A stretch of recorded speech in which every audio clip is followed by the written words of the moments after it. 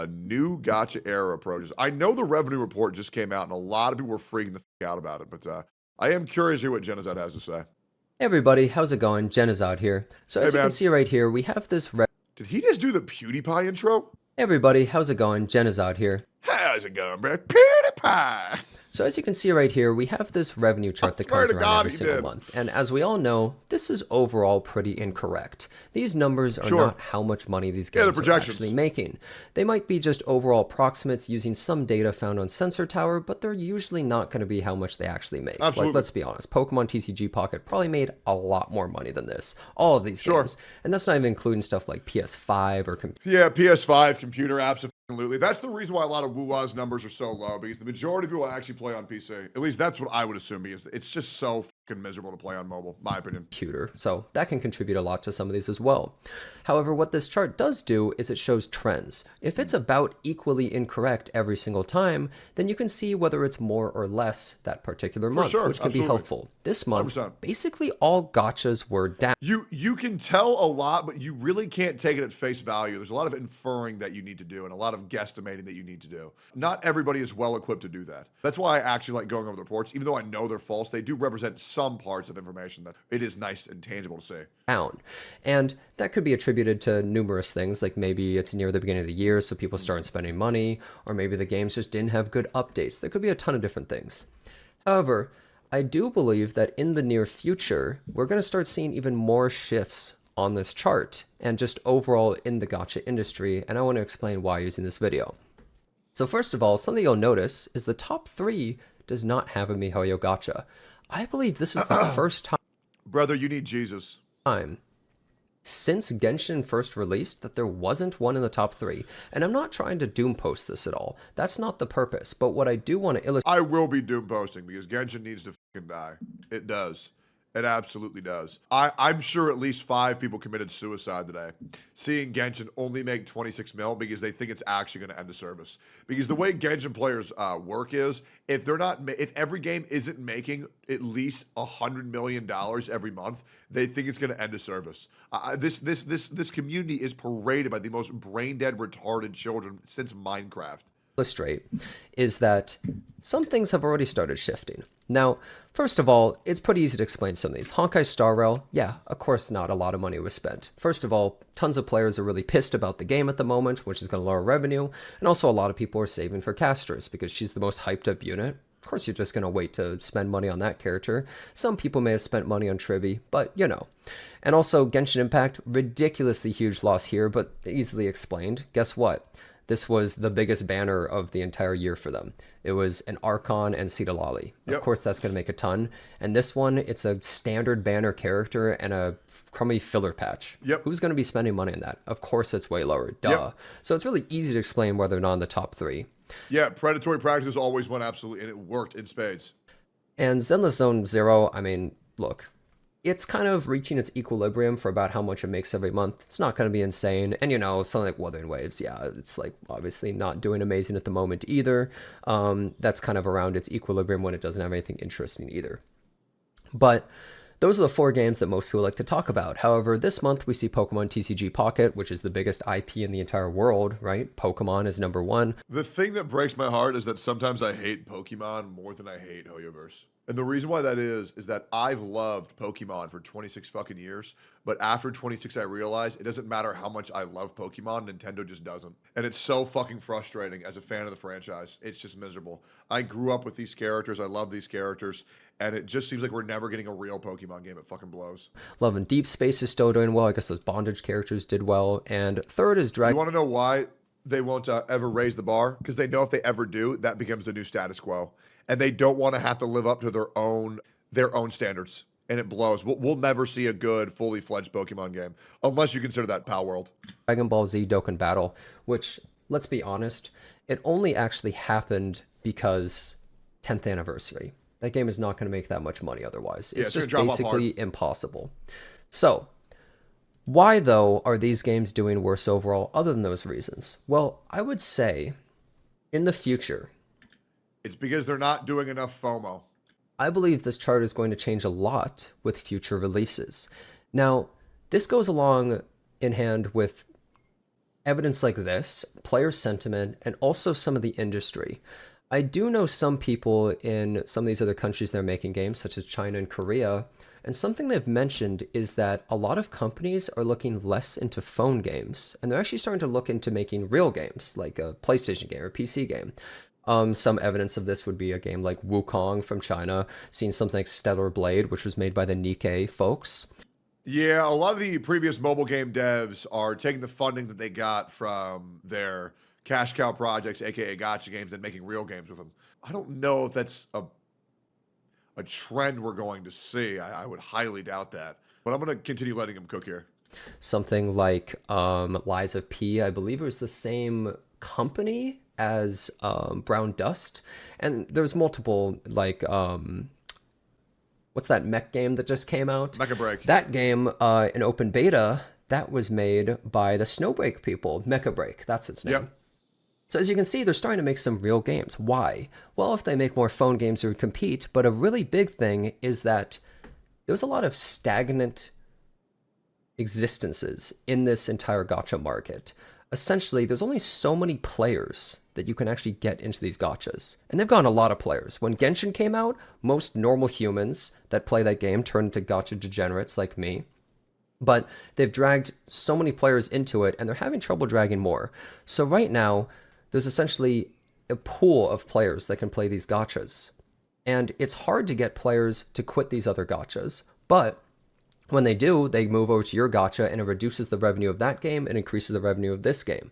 So essentially, since there's only a certain amount of players at the moment, and obviously it'll increase or decrease over time a bit, but at the same time, I think we're you can't assuming just a lot right infinitely now. increase the amount of players. But When I a get new where game he's coming comes out, from. it doesn't just get a ton of players out of nowhere. They have to get those players partially from this pool of players and a little bit outside. Sure. So for instance, games like Ananta and Arknight's Enfield, when they release, well, they're pretty huge releases. So a lot of people are Yeah. going to think, can I really play 4 gachas at the same time? I think Ananta is much bigger than Arknight's Enfield because people are going to be seeing the massive price tag on GTA 6 and then be told, oh, I can get GTA 6 for free on my phone. Why wouldn't I do that? Yeah, it being called Anime GTA 6 is going to be huge for Ananta. Or am I going to drop one? And 4 gachas is already an unbelievable amount. So think about the average normal human being. Are they actually going to play all those games? So No. some of these games, we're going to start seeing drop more. And I really think the creators that are saying, oh, yeah, I play 5 gachas every day are just like, oh, bro, get a fucking grip. Right? Like, bro, that is just so unhealthy. I honestly, like peddling that shit on stream, I think that shit is so fucking corny, bro. Like, I'm sorry, bro. Dude, Fob trying to say that he's a real gacha gamer because he plays 5 every day is like, bro, get a fucking grip. Just get a fucking grip, brother. Like, I mean, come on. Like, a normal human being just can't do that shit while your girlfriend takes care of the house. You know what I'm saying? Like, hell no, bro. That's just way too much. and more over time, not just because the games are getting worse, but also because players have to move to other games. I do actually know someone who works in the industry that's shared this sentiment with me that they're looking for non-phone games because it's working too hard of a market.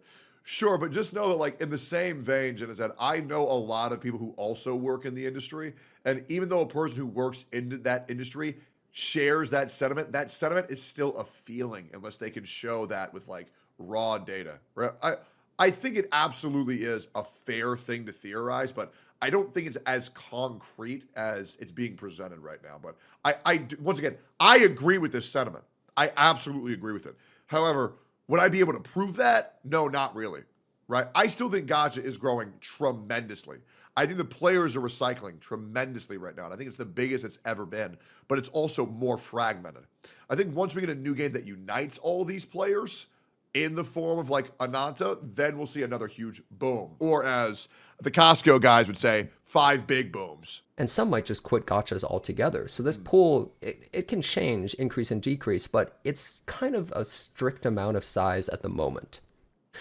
And so over time, when a game like Arknight's Enfield releases, and some people are saying, well, people are not going to play the game that long. Like, maybe they'll only play it for 2 months and then they're going to quit and go back to the other games. But you see, once the FOMO is gone for a game, a lot of people don't go back. True. So let's pretend that we quit Honkai Star Rail to go play Arknight's Enfield for a month. So that's 30 days of I have never, ever gone back to a gacha after I quit it.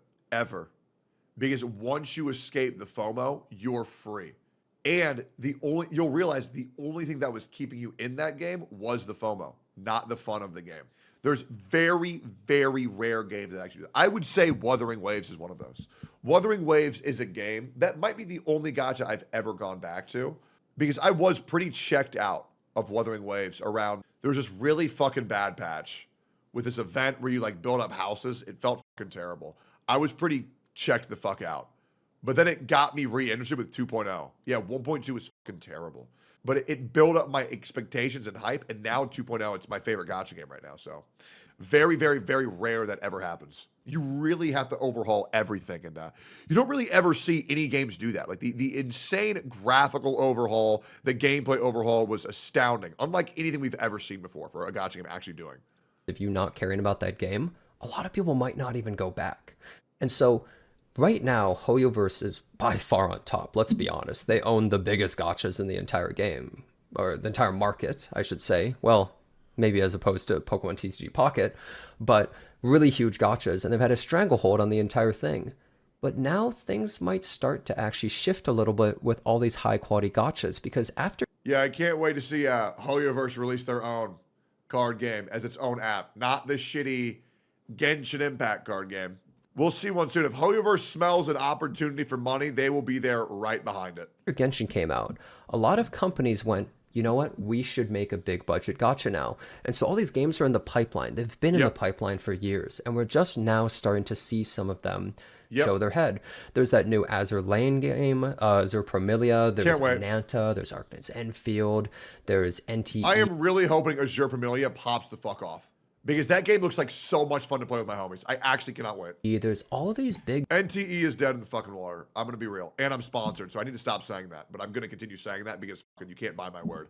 That game is so fucking dead, it's crazy. Gachas suddenly popping up. And every year, we're going to see more and more. And they all have to compete. And if a game comes out and it really piques your interest, you might play that game instead of something else.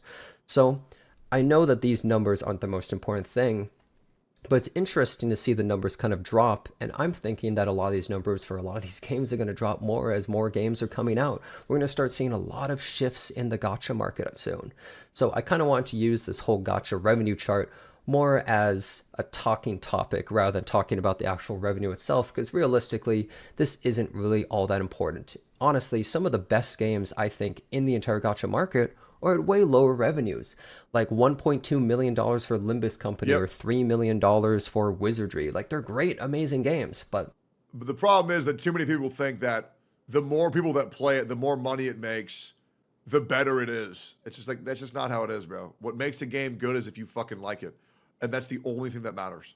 They're not really the type of thing that the average person is going to want to play.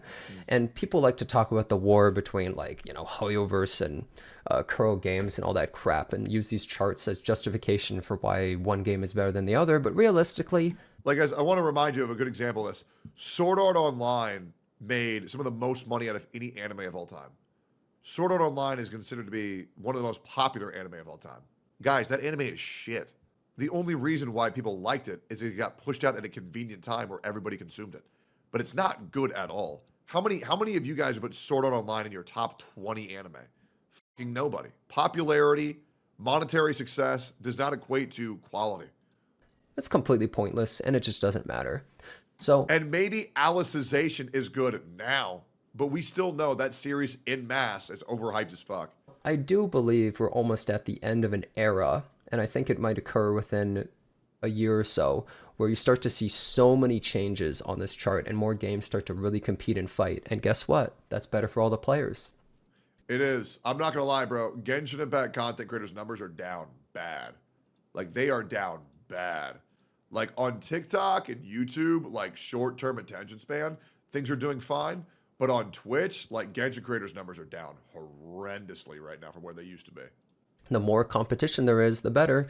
Competition breeds excellence, and so we're going to start seeing games have to be more generous, make more content, just treat the players better, and be better in every possible way. And I find that very exciting. So hopefully we'll see some good things occur because of this. Thanks so much for watching this video, and I hope to see you next time. I think that was a great video. Very good insight to see a creator want to go on a limb and try to predict the future. I really respect Genozad for that. Very good fucking video.